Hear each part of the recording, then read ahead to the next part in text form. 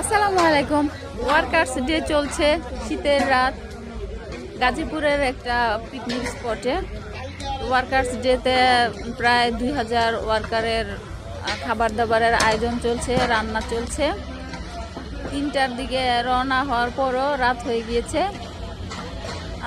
রান্না চলছে, দেখেন বাবুর্চিরা রান্না করছে। আর কতগুলা ডেক, 2000 ওয়ার্কারের। গাজীপুরের একটা পিকনিক স্পটে খুব সুন্দর আয়োজন। আর এদিকে কনসার্টও হবে, কনসার্টের জন্য সবাই অপেক্ষা করতেছে। এই যে দেখেন বিকেলবেলা শুরু হয়েছে কনসার্ট।